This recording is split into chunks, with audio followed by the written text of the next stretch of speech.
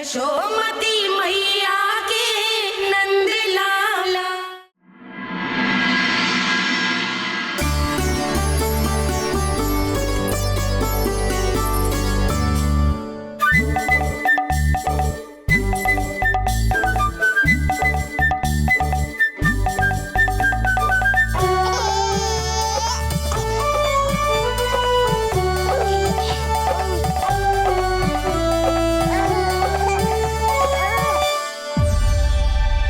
भैया ये क्या किया?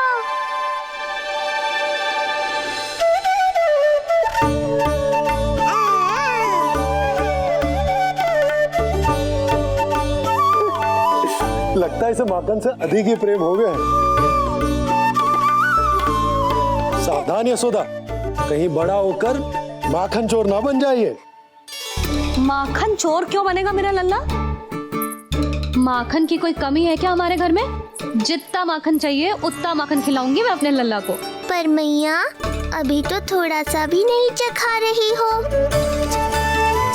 ये ले। लो ये भी दाऊ को दे दिया।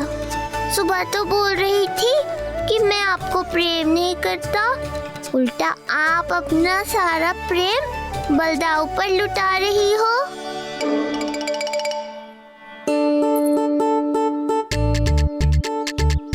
सुनो जी, कान्हा के चारों ओर सिरहाने लगा दो ना, नहीं तो जी फिर से इधर उधर चला ना जाए। अच्छा सुझाव दिया तुमने। अभी लाए।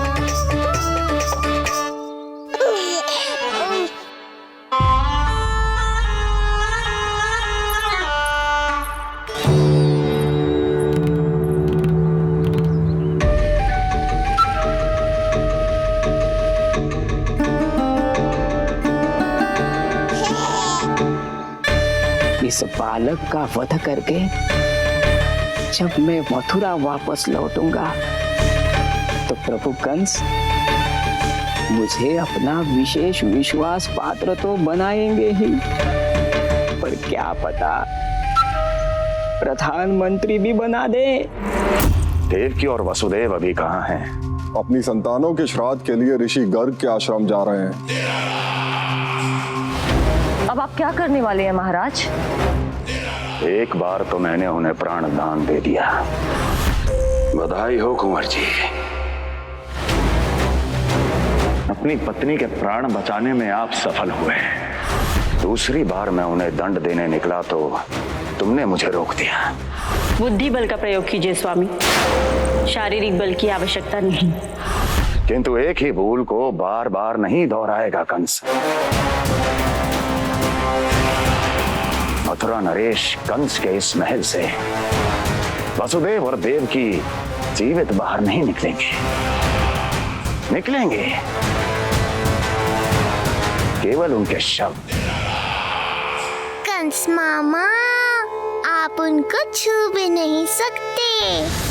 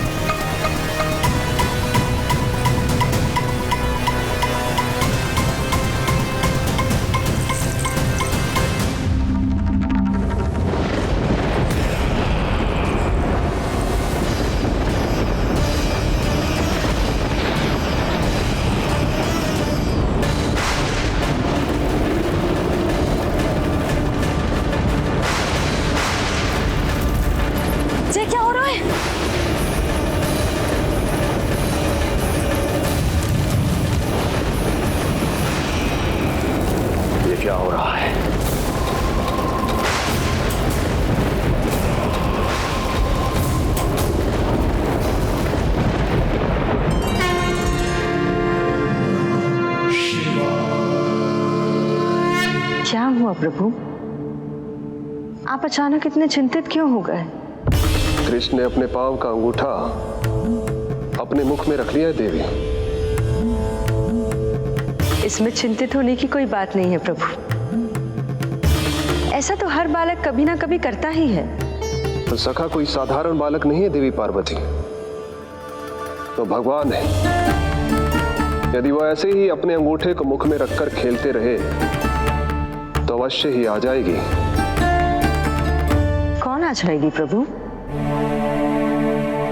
प्रलय आ जाएगी देवी, प्रलय आ जाएगी देवी। हे नारायण जी, क्या हो रहा है?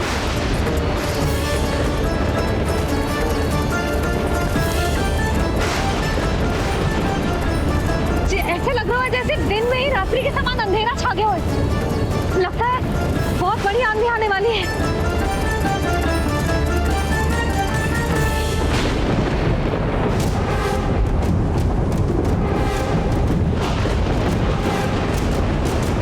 ये भीषण आंधी, ये मूसलाधार वर्षा, तुम दोनों ने ऋषि गर्ग के साथ मिलकर अवश्य कोई योजना बनाई है ना?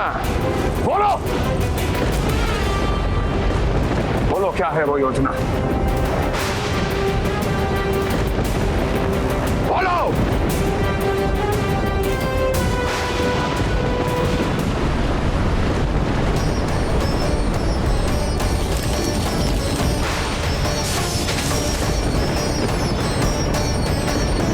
लगता है प्रकृति क्रोध में। मैं जाकर गौशाला संभालता हूँ, कहीं कोई हानि ना हो जाए। तुम बालकों को भीतर ले जाओ।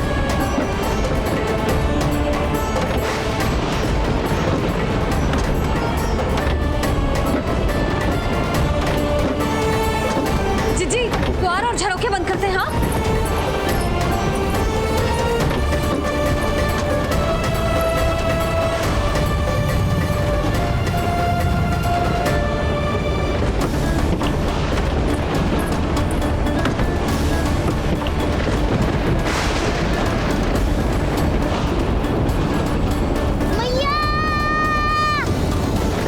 लल्ला चल अंदर चल के खेल।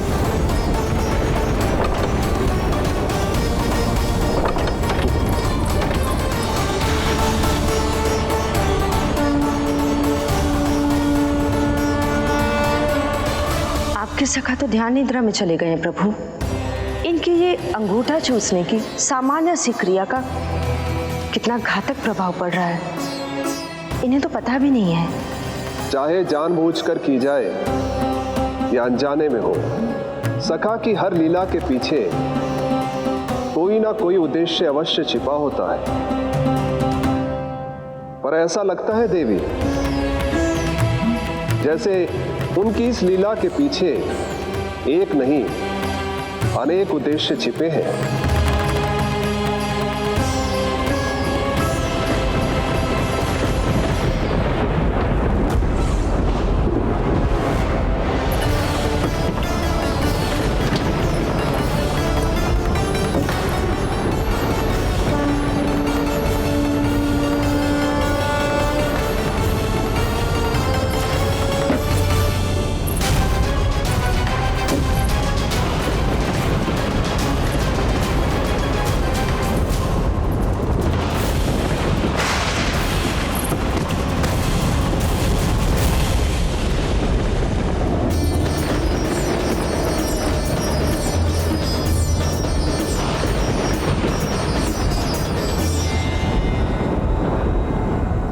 देख रही हो चिज्जी, प्रसाद ना मिली खाने को, तुझे पाँव का अंगूठा ही चूसने लग गयो। कान्हा ये क्या कर रहे है? अंगूठा मुंह से निकाल दे लल्ला। अच्छी बात ना है कान्हा। देख कान्हा, तू नींद में है, इसका अर्थ ये ना है कि मैया तुझे अंगूठा चूसने देगी। निकाल अंगूठा मुंह से। आज तो बड़ी शीघ्र इतनी गहरी निद्रा में सो गए हो तू।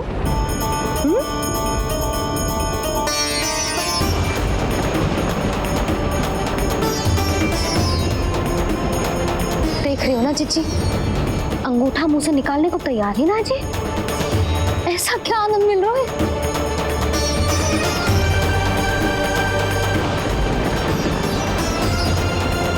अधिक बल भी ना लगा सकती। अत्यधिक नींद में है, कहीं इसकी आंख ना खुल जाए। रानी भाभी, लगता है तीव्र वर्षा होने वाली है। मैं और भोला भैया के साथ अगले निकल रहे हैं। हो सकता है उन्हें हमारी आवश्यकता हो। हाँ हाँ चलो बोला। चिच्ची, तीव्र वर्षा आरंभ होने से पहले आप और बड़गांव निकल जाओ। ठीक है, किंतु तुम भी सतर्क रहना। हाँ, आप भी ध्यान से जाओ।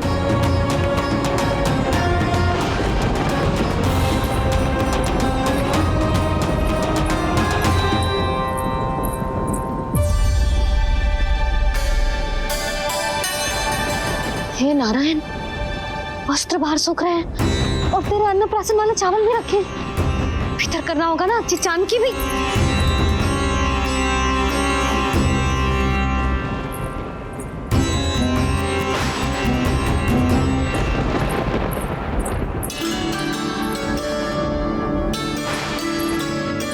लल्ला, वैसे जी बहुत बुरी बात है। अंगूठा मुंह से बाहर निकाल।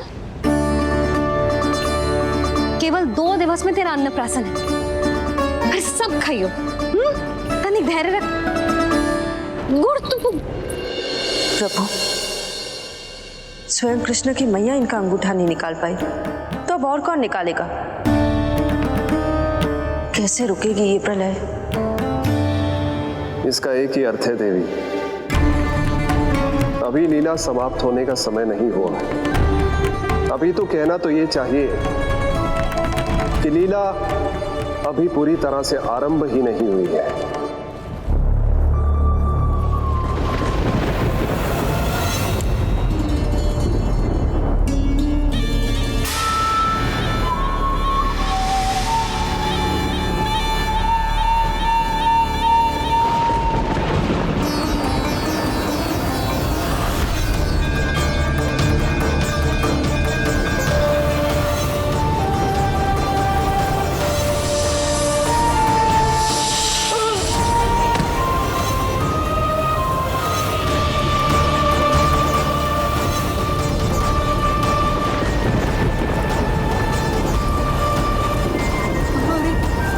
कंस ने प्रलय बुला ली, कंस ने प्रलय बुला ली।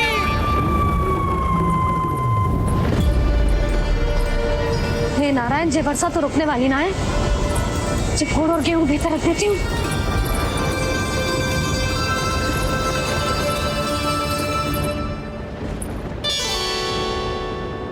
जे देख रहे हो गुड़, जे तेरे अन्नप्राशन के पकवानों के लिए ही है। कैसे कैसे करके बचा के लाई हूँ, कुछ पता भी है तुझे? और तू है कि जे अंगूठा ही चूसे जा रहे है। हाँ नहीं तो।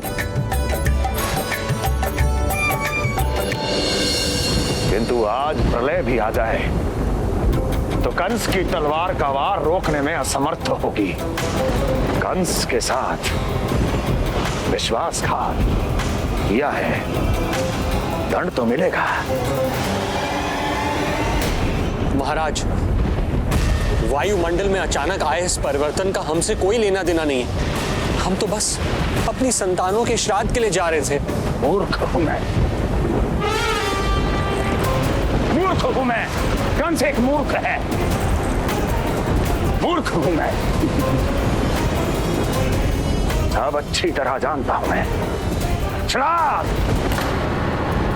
केवल एक बहाना है। किंतु सत्य यह है कि तुम और वो ऋषि गर्ग मिलकर मेरे विरुद्ध एक षड्यंत्र रच रहे हो, और ये तुम्हारी योजना है। भैया, ये आप क्या कह रहे हैं? कैसा षड्यंत्र, कैसी योजना? हम तो केवल श्राद्ध के लिए गए थे। बहुत अवसर दिए मैंने तुम दोनों को, किंतु तुमने बार बार बार बार बार बार मुझे मूर्ख बनाया। इसलिए अब मैं अवसर दूंगा अपनी इस तलवार को।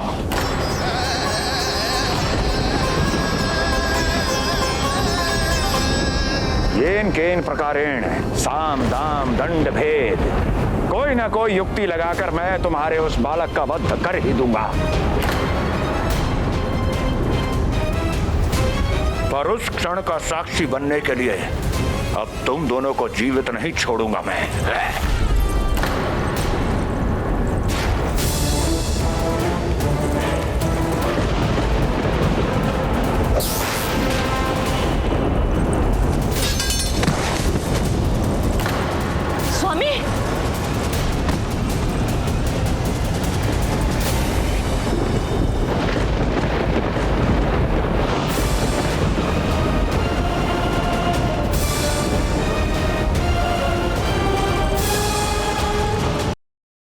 तेरी प्रिय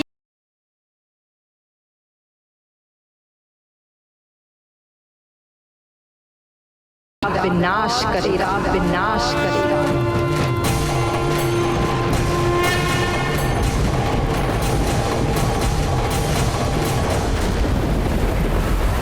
प्रलय आने वाली है, प्रलय आने वाली है, प्रलय आने वाली है।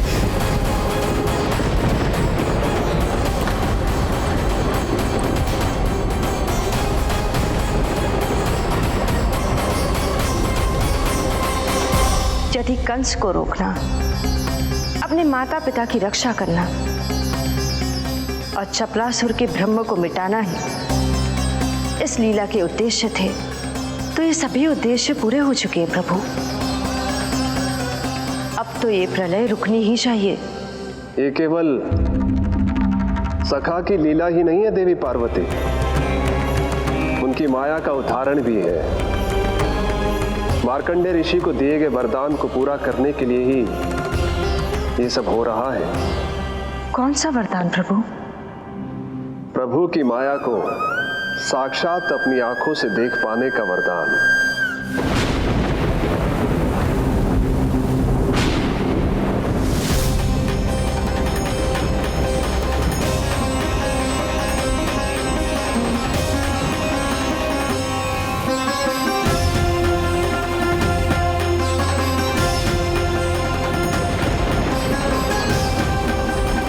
हे नारायण, क्या ये प्रलय है? क्या संसार समाप्त हो रहा है? तो फिर मुझे मिले इस जीवन का क्या अर्थ है?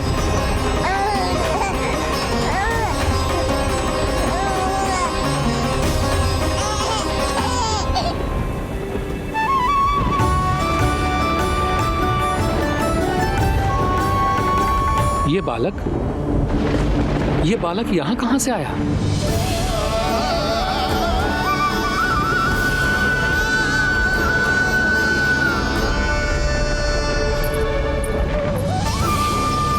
सोते हुए कितना निर्दोष लगता है जी। चारों ओर जल ही जल है, सब कुछ प्रलय में नष्ट हो रहा है, किंतु ये कितना निश्चिंत है ये। परंतु ये अद्भुत बालक है कौन?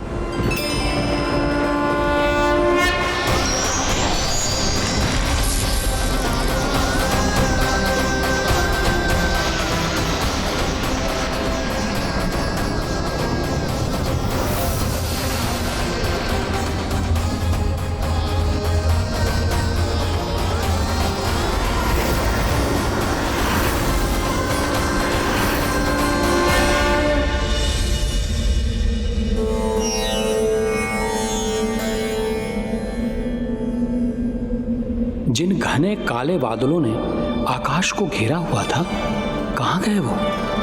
यहां तो प्रलय का कोई चिन्ह ही नहीं है।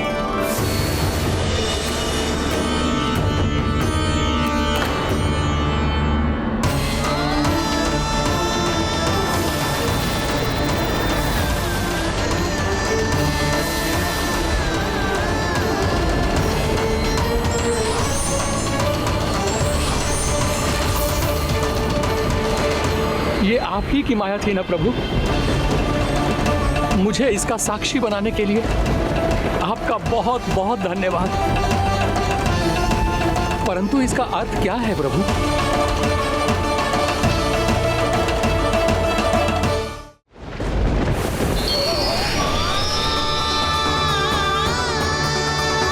प्रभु,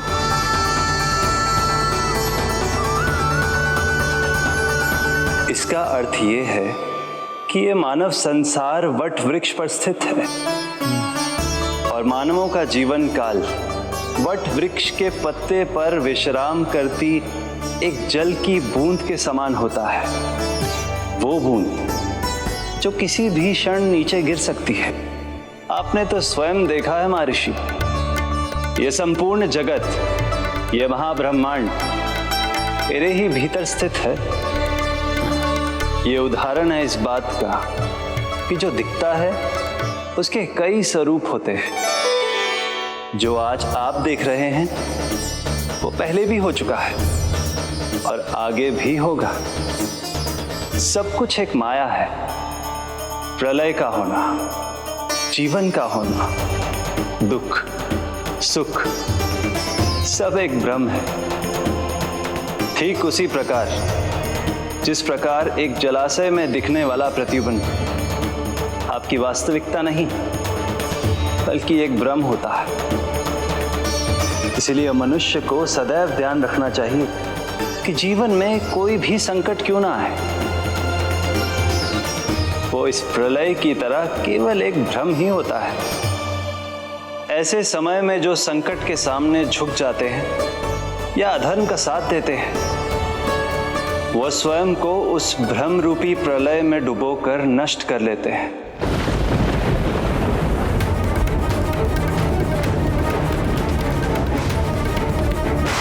पर जो मेरी शरण में आकर संकटों का सामना करते हैं, वो स्वयं को कठिन से कठिन प्रलय से भी उभार लेते हैं।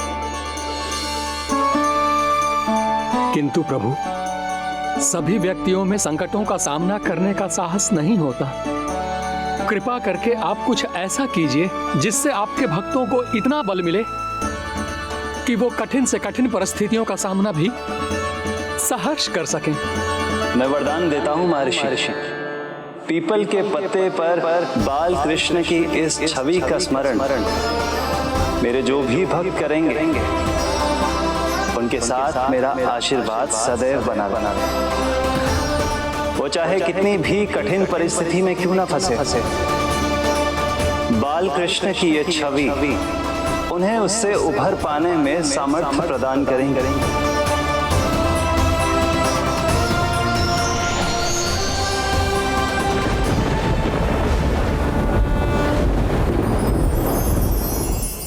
अद्भुत।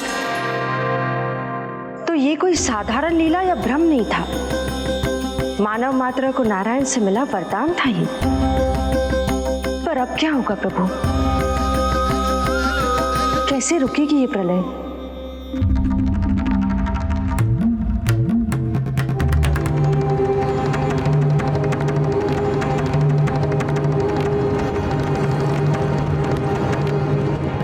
क्या सोच रहे हैं प्रभु? क्या आप रोकेंगे ये सब? नहीं प्रिय, ये कृष्ण की माया है, वही इसे रोक सकते हैं। पर मैं अपने सखा से भेंट करने अवश्य जाऊंगा, और पिछली बार की तरह बिना उपहार लिए नहीं।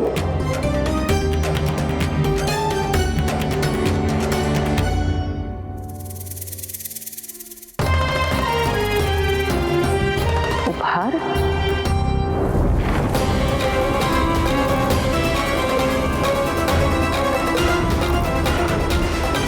तो प्रलय का भी सामना करने के लिए तैयार थे ना भैया? अभी तो प्रलय भी नहीं आई और आपकी ये दशा हो गई। महाराज,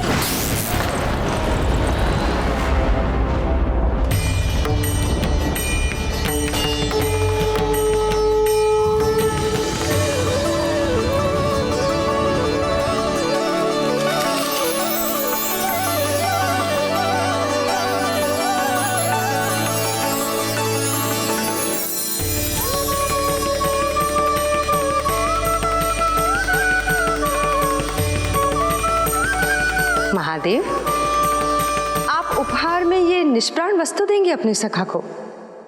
सही पहचाना देवी, पर उपहार देने से पहले इसे आकार दूंगा मैं, क्योंकि प्राण तो इसमें बाल कृष्ण ही भरेंगे।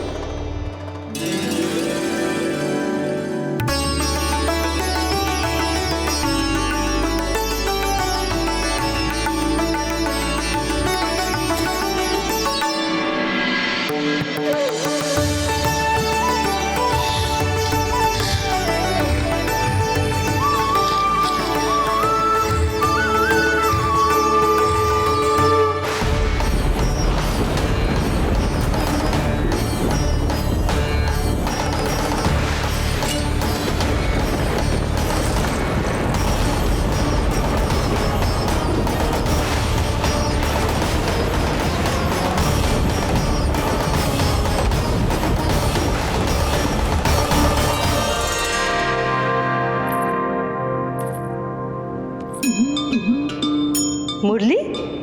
बस उन्हें मेरा उपहार अच्छा लगे। यदि यशोदा मैया ने आपको अपने सखा से मिलने से फिर से रोक दिया तो? इस बार चुपचाप छिपकर उनकी दृष्टि से बचकर जाऊंगा देवी पार्वती। उन्हें पता ही नहीं चलने दूंगा। संभालिएगा प्रभु, यदि यशोदा मैया ने आपको पकड़ लिया तो लेने के देने पड़ जाएंगे महादेव।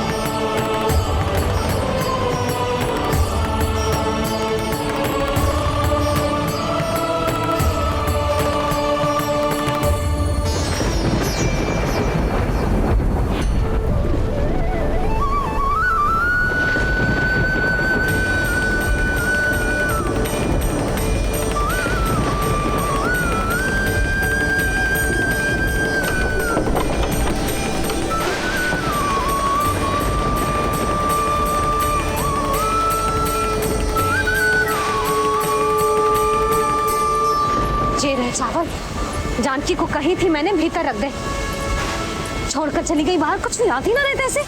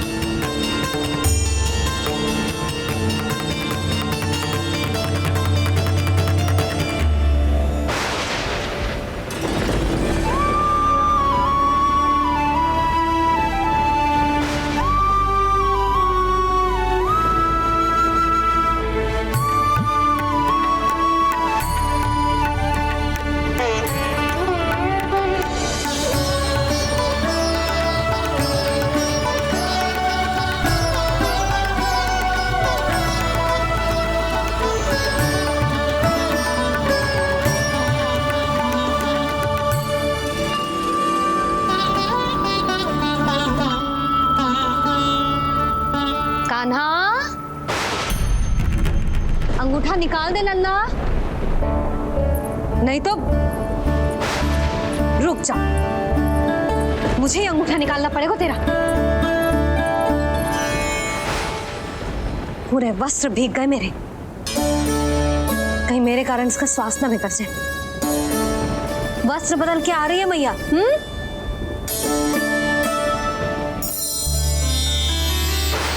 आ रही हूँ।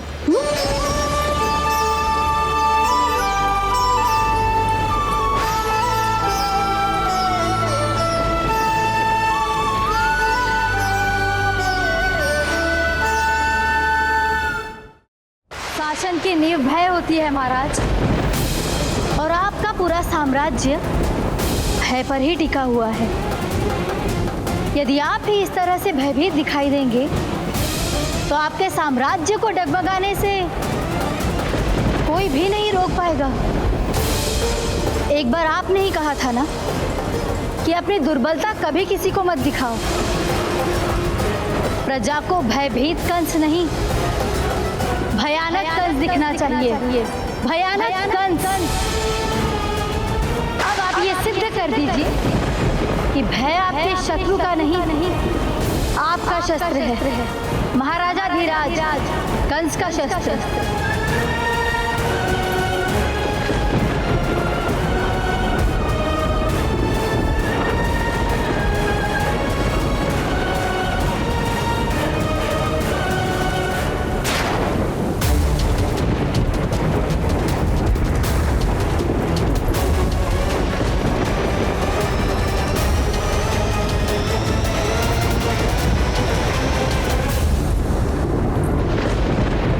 उससे क्या भयभीत होना, जो स्वयं भयभीत हो।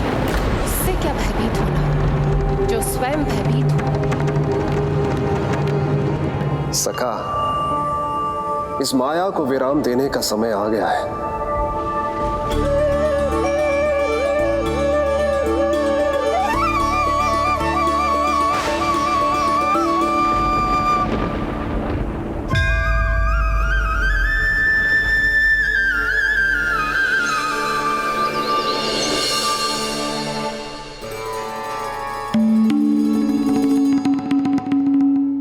सभी आपके चरण धोकर उसका चरणामृत पीते हैं सखा, और आपने उसी चरण को अपने मुख में रख लिया।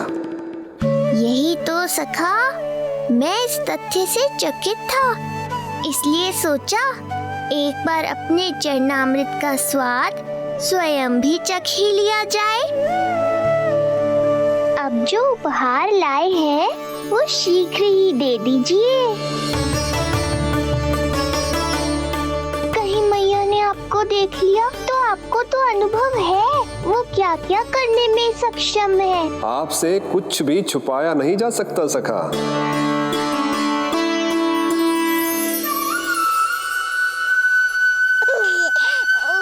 इन अधरों पे पांव के अंगूठे से अधिक ये मुरली शोभा देगी सखा।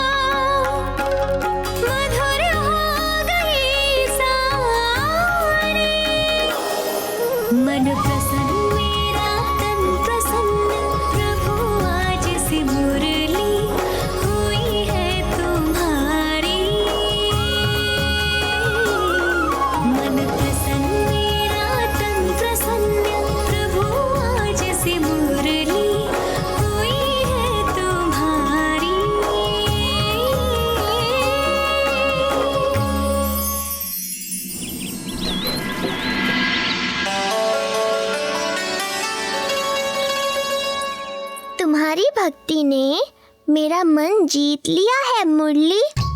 शीघ्र ही सारा संसार तुम्हें मेरे नाम से और मुझे तुम्हारे साथ से पहचानेगा।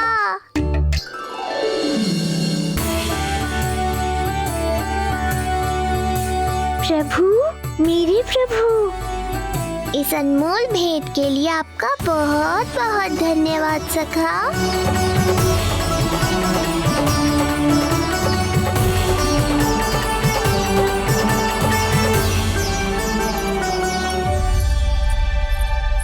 सखा, मैया,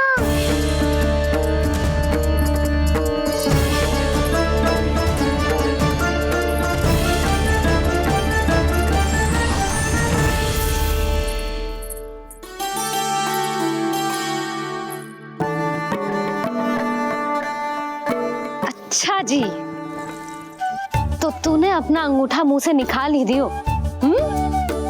बड़ा उपकार कियो अपनी मैया पे।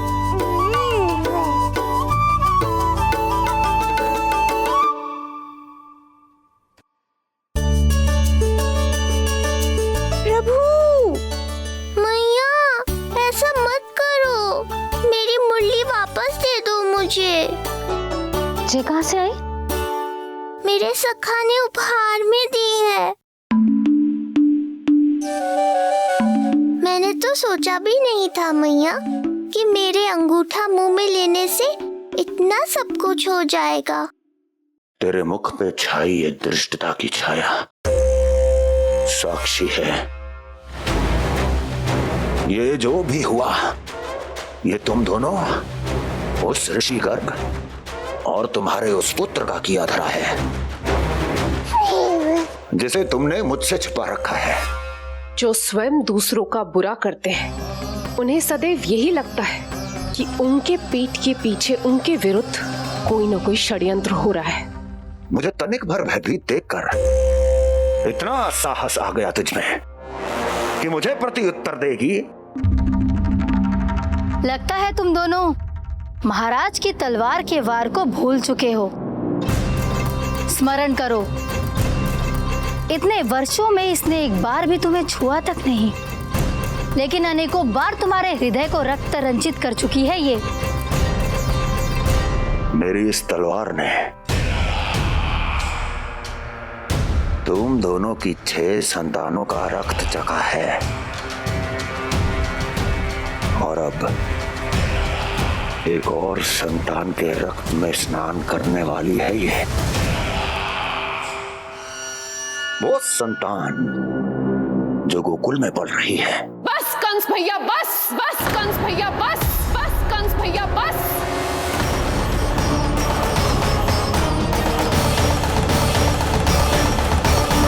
इतना दुस्साहस, तू मुझसे ऊंचे स्वर में बात करेगी अपने बड़े भाई के सामने? बड़े भाई जैसे कौन से कर्म किए हैं आपने? और अब जो कुकर्म करने की आप सोच रहे हैं उसमें भी असफल होंगे आप। देवकी। नहीं स्वामी, आज मत रोकिए मुझे। बहुत सह चुके हैं हम, बहुत मौन रह लिए, परंतु आज इन्हें सत्य का पता चलना ही चाहिए। भैया, आपको क्या लगता है आप बहुत शक्तिशाली हैं, तो अपना भाग्य बदल सकते हैं? आप भगवान विष्णु का सामना कर सकते हैं। ये भ्रम राक्षस राज रावण को भी था, और यही भ्रम स्वयं को भगवान समझने वाले हिरण्यकश्यप को भी था। पर ना रावण के 10 शीश बचे और ना ही हिरण्यकश्यप का अस्तित्व। पेट चीर के उनके प्राण निकाल लिए थे भगवान ने। तो सोचिए भैया, आपकी क्या दशा करेंगे वो? मैं आज तक ये बात समझ नहीं पाई कि ये आपका अभिमान है या अज्ञान, जो आप भगवान विष्णु का सामना करने चले हैं। देवकी! इस क्रोध का आप कोई लाभ नहीं है भैया। अब तक मैं व्यर्थ ही आपसे भयभीत होती रही, परंतु अब और नहीं। जब हमारी रक्षा स्वयं भगवान विष्णु कर रहे हैं, तो फिर आपसे कैसा भय? जब हमारी रक्षा स्वयं भगवान विष्णु कर रहे हैं, तो फिर आपसे कैसा भय? तू क्यों मुस्कुरा रहा है? अब जे मत ही सोचना कि मैया फिर से अंगूठा चूसने देगी तुझे। अब उसकी आवश्यकता ही नहीं पड़ेगी मैया। पहले आकाशवाणी से सुना था, आज मैं दोहराती हूँ। आपकी मृत्यु भगवान विष्णु के अवतार द्वारा ही होगी। आपकी मृत्यु भगवान विष्णु के अवतार द्वारा ही होगी। आपकी मृत्यु भगवान विष्णु के अवतार द्वारा ही होगी। भले ही वो कहीं भी क्यों ना हो।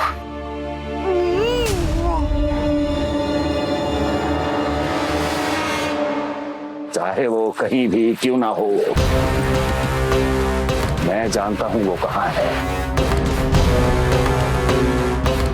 देखी, तूने बहुत बड़ी भूल कर दी मुझे चुनौती देकर। मैं चाहूं तो अभी इसी क्षण तुम दोनों का वध कर दूं, किंतु नहीं।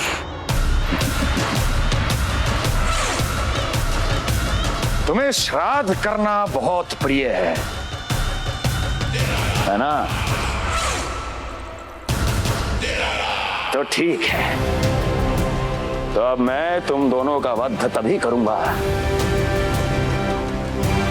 जब तुम दोनों अपनी 8 संतानों का श्राद्ध एक साथ कर चुके होगे।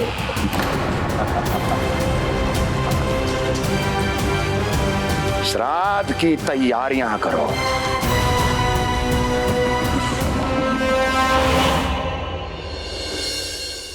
मैया अन्नपूर्णा की कृपा से आज अन्नप्राशन के सभी कर्मकांड अच्छे से हो जाए, भोजन स्वादिष्ट बने और मेरे कान्हा को प्रिय लगे। बस इतना आशीर्वाद दे दो तुलसी मैया। मैया, कहीं उसे ऐसा ना लगे कि उसकी मैया को अच्छा भोजन बनाना आतो ही ना है।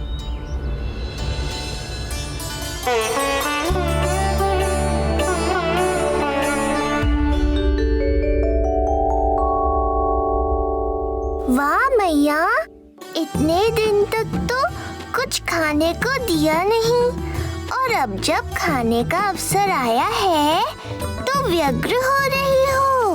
मेरे बारे में भी तो कुछ सोचिए प्रभु, 2 दिन से यही अटकी हूँ। अटकी नहीं हो मुरली, तुम तो लटकी हो। प्रभु। हाँ हाँ मुरली, मुझे भी तुम्हारा साथ चाहिए, पर क्या करूं? मैया ने तुम्हें मेरी पहुंच से बहुत ऊपर लटकाया है। पर प्रभु, मैं अब तक पहुंचूं कैसे?